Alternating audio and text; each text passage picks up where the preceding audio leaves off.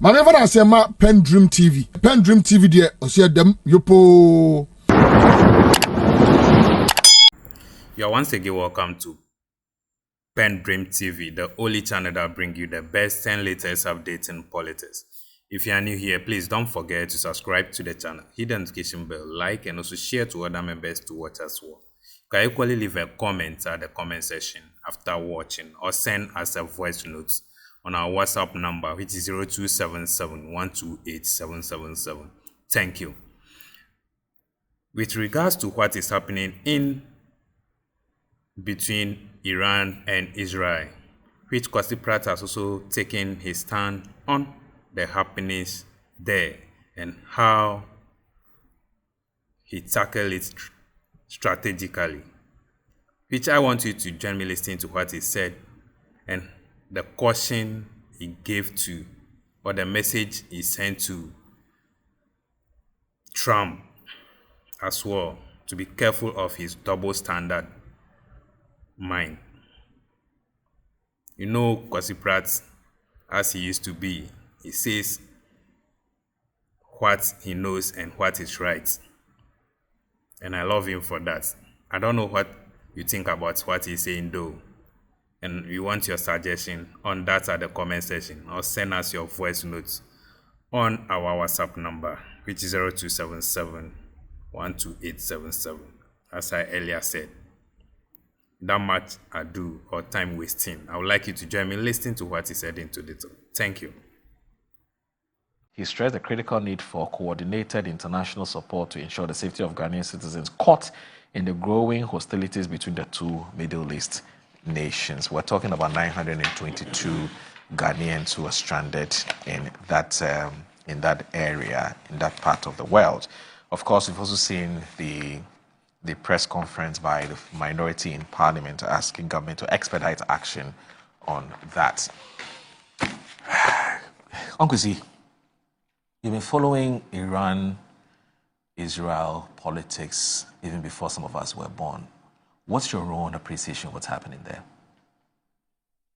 Well, I think what is worthy of note, the number of things which are worthy of note, is that this is the second time in recent history that the West, led by the United States of America, has used a proxy to attack and to attempt to bring Iran to its knees. I mean, the first such attack was carried out by Saddam Hussein with American weapons and American intelligence support, and it failed miserably. The Iranians were able to rally around and to defeat Saddam Hussein. What is significant is that eventually the US and other Western countries, under a false pretext, attacked Saddam Hussein and destroyed his regime. What that tells us is that the objective was not so much Iran. The objective was to bring the Middle East and West Asia to its knees so that the US and its allies could control the very vast resources of the region. Now, this second attempt at destroying the Iranian revolution and so on, the proxy they are using is problematic. Because the pretext is that Iran is likely to develop a nuclear weapon. That is in contention. Even officials of US security agencies have said that it is not true. But let us assume that that is even true. The proxy they are using, Israel, has nuclear weapons. You understand? And it's not just that Israel has nuclear weapons. Israel has, over the years, refused to sign international treaties, on the acquisition and holding of nuclear weapons and so on. So indeed, when it comes to the development of nuclear weapons and their possession, Israel is a power state. So how a country which possesses nuclear weapons can attack another country on the suspicion that it could develop nuclear weapons is completely insane. I cannot understand it. It's completely insane. You understand? Now, the other issues for me are very clear. The Israelis are using U.S. warplanes. They are using U.S. bombs. In fact, most of the weapons that they are using are U.S. weapons. And President Donald Trump has admitted that, has said that on many of his tweets, that they are using U.S. weapons. And he's boasting about how powerful U.S. weapons are and so on. Not just that, you have American troops on the ground in Israel protecting, that's the word they use, Israel against reprisal attacks from Iran. So the U.S. is very deeply involved in this crazy adventure. Now, history also teaches us important lessons, and history teaches us that the people of Iran have never surrendered, and that throughout their history, they've never given up on an inch of their territory. They are proud people, they are resilient, and it is clear that they are committed to their values. Now, yesterday, the US President Donald Trump actually called on the Iranian authorities to unconditionally surrender. And I was wondering where he was coming from. I mean, what is he talking about? Iran has been attacked. Israel is the aggressor. And you call on the victim of aggression to surrender unconditionally. Well, what does that mean? You know, and Donald Trump is double talking. In one breath, he doesn't want war, he wants a negotiated settlement. In another breath, he's even boasting about the fact that the alliance has the capacity to assassinate the Iranian spiritual leader and so on. I'm very deeply worried because we are getting to the point where political assassinations are being given some kind of legitimacy. You disagree with somebody politically, you go and kill him. You don't like what some government is doing, you just go and kill him. I mean, in the past, these were things that they did in secret. Now they are doing it in our face. You understand? They killed Patrice Lumumba of Congo simply because they didn't like him. The Belgian intelligence officer who killed him only 2 weeks ago was boasting that he cut Patrice Lumumba's body into 34 parts. Right. And dissolved them in acid and kept his front teeth as souvenir and so on. They killed America Cabral. They killed Chris Hani. They killed Salvador Allende and so on. But in those days, they hide to kill. Now they are killing in our face. They are warning us that they are going to kill and so on.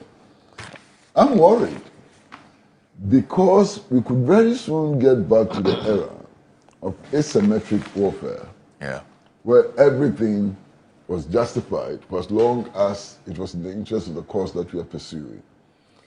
I think the international order is being destroyed. I think that the law-based international order is being systematically destroyed. Right. And it poses a danger for all of us. Now, the other dimension that I think we should be looking at is simply the fact that throughout history, when empires are on decline, they resort to war and aggression. And it is clear throughout history.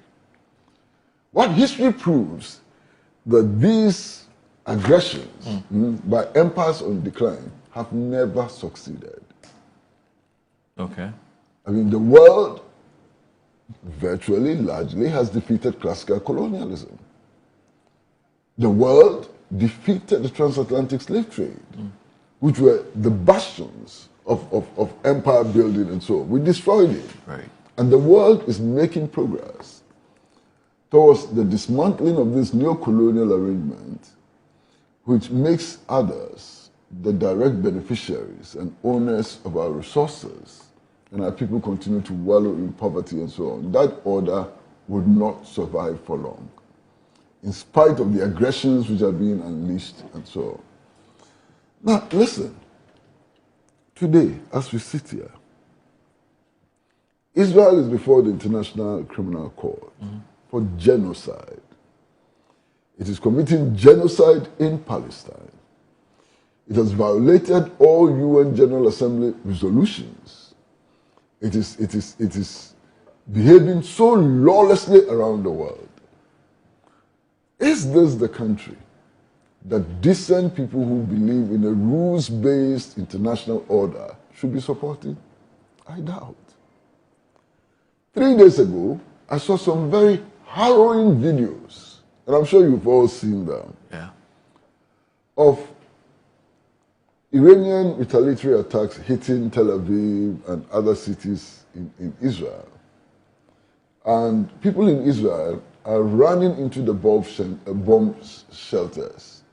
And they are preventing blacks, Africans, and other nationalities from going into the bomb shelters. You saw those videos. Were you not horrified by this? I mean, absolutely horrifying. So as for blacks, they should be killed. The bomb should fall on them, they should die. You know, I mean, this racism is shocking. And the world must condemn this racism. Now, a lot of people want to trace what is happening now in West Asia and the Middle East to the October 27th event and so on. Yeah. The UN Secretary General has said that that's a wrong position to take. The UN Secretary General has said that, look, the conflict did not begin today. It began in 1948 or thereabout with the declaration of the State of Israel.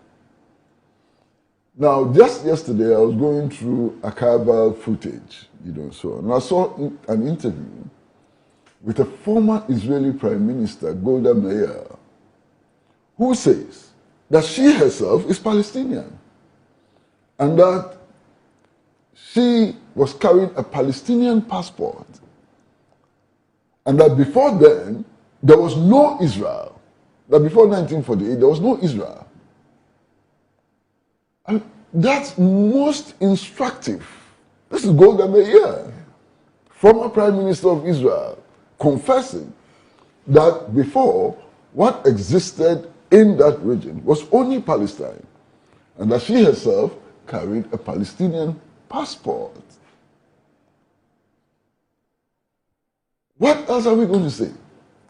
Then there are those who are totally misinformed, completely misinformed, and they base their judgment on some religious fiction. You see, many people support Israel because they claim that it's a Christian country, because they find Israel in the Bible and so on. That's illiterate. To put it mildly, that's completely illiterate. The statistics show that there are more Christians in Iran than there are in Israel. It is clear that the Zionist movement created Israel or wanted to pretend that Israel was a Jewish state. There are many Israelis who do not accept that. Many Orthodox Jews do not accept that Israel is a Jewish state. But be that as it may, the state religion of Israel, what Israel claims to be its state religion, is Judaism. It's based on the Old Testament. It's not based on the New Testament. In fact, Israeli state religion regards Jesus the Christ as an impostor. You understand? So Israel is not a Christian state. In fact, there are more Christians in Palestine than in Israel. And beyond that, you've heard about the Church of Nativity. The Church of Nativity is in Palestine. It's not in Israel. Jesus the Christ was actually born in Palestine. And the manger in which he was born is the manger upon which the Church of Nativity has been established. That should explain why the Pope who recently died continued to be in communication with Gaza on a daily basis. Every day he was in contact with families in Gaza, declaring support and solidarity for the Palestinian people. The Pope of the Catholic Church, was in solidarity with the Palestinian people. Now, you're talking about one country in the Middle East. And indeed, it's a small country in the Middle East, which currently is bombing Iraq, killing civilians, killing women and children. It's bombing Lebanon, killing vast numbers of women and children. It's bombing Syria, killing vast numbers of women and children. It's bombing Yemen, killing vast numbers of women and children. It's bent on reducing Gaza to rubble. As we speak, more than 70,000 Palestinians have been killed. Out of these 70,000 Palestinians who have been killed, 2/3 of them are women and children. Women and children. Now, they are using food aid as a trap. You see, when you want to trap mice, you set up your trap and you put food in the trap, and the mice come for the food and they die. That's how Israel is treating the Palestinian people. They've taken over the aid distribution centers and so on. And as the Palestinians rush for daily ration in order to escape from starvation, they shoot and kill them. How callous can they be? This is callousness in the extreme. You understand? They dropped more bombs on Gaza than were dropped on Hiroshima and Nagasaki together. And the world is just sitting down, watching this genocide unfold before our very eyes. I'm completely disgusted by what is happening in West Asia and the Middle East. Completely disgusted. I'm even more disgusted by the inability of the world to stop this nonsensical genocide. What kind of world are we building?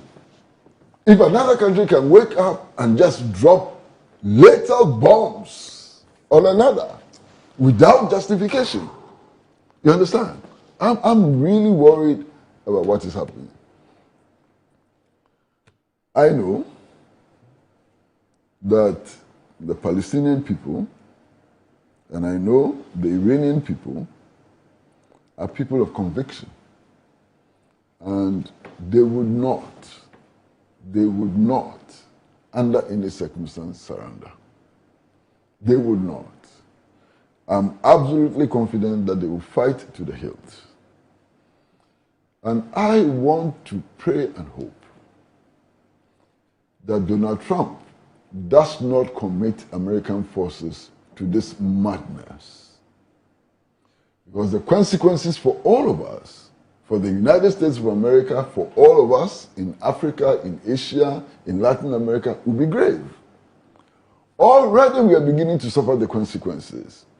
The price of petroleum products have started shooting up, and it will affect everybody in the world. It is time for leaders of the world to put on their thinking caps and to initiate moves which will restore peace in West Asia and the Middle East.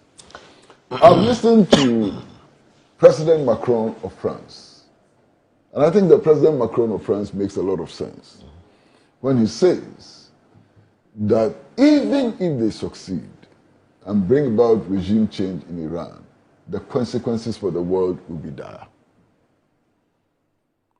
This is President Macron of France, and he's spoken loudly and clearly that this adventure which is taking place, or misadventure which is taking place in Iran, would have devastating consequences for the world, and is urging his colleagues in the West to stop it.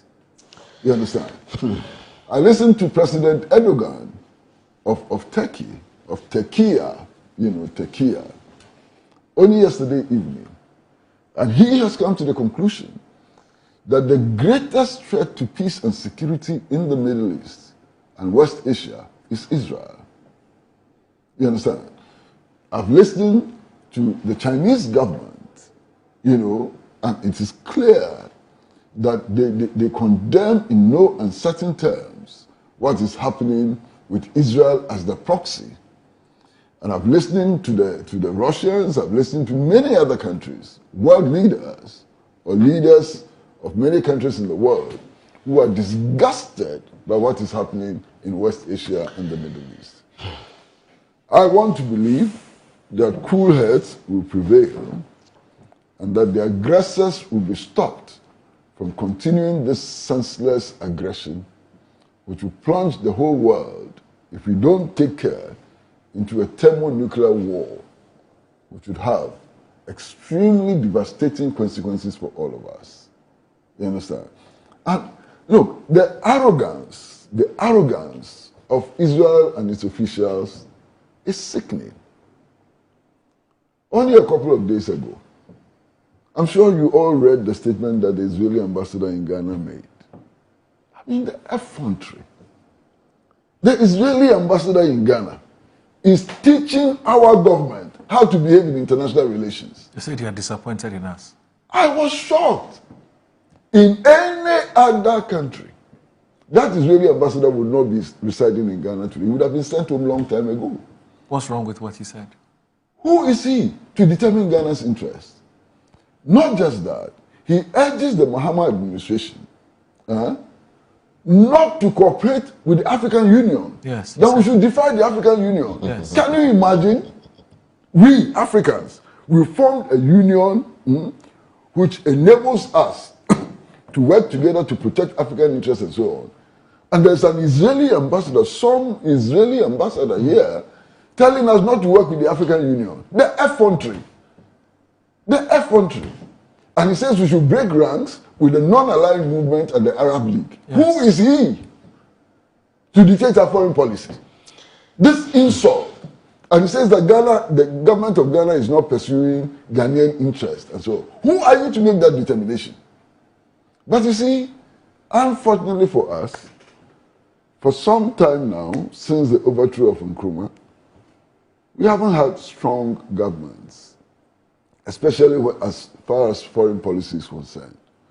So all kinds of diplomats, some of them nitwits, actually parade the corridors of power, insulting our leaders, giving instructions to our government and so on, and they go free. You remember John Benjamin? Yeah, they go free. Yeah. Ghanaian diplomats cannot do that in other countries. You dare not. Ghanaian diplomats will be expelled. What? They will be disciplined. But in Ghana, it's free for all. Any small nitwit diplomat You see, Moro. calls the press, insults our president, give instructions to our foreign ministry and so on, and we are quiet. Amazing.